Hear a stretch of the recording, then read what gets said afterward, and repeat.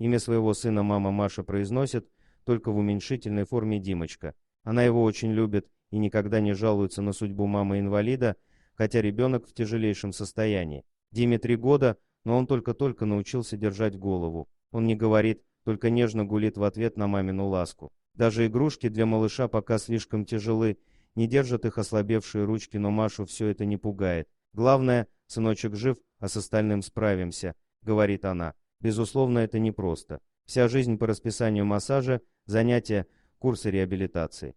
Но все это ерунда по сравнению с ужасом, пережитым мною в роддоме, когда у Димочки прямо перед родами остановилось сердце. Я рожала долгожданного и любимого, но мертвого сына. Спасибо докторам, которые не бросили его. Помню, как я плакала и просила Господа не забирать сыночка, и мои молитвы были услышаны. Диму чудом откачали. Маме сказали, ваши слезы его воскресили. Но месяц ребенок провел в реанимации, и, выписывая Апанасовых, врачи вздыхали тяжелый.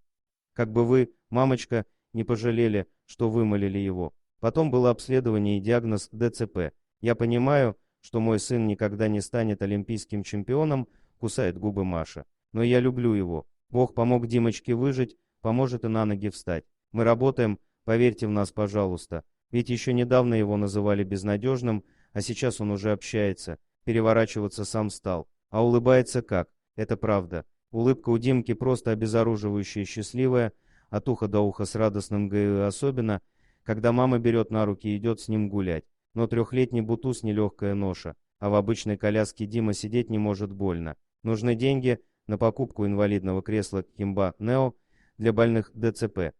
Дорогие друзья, если вам понравилось видео, поставьте лайк, а также подписывайтесь на канал, где найдете еще много интересного.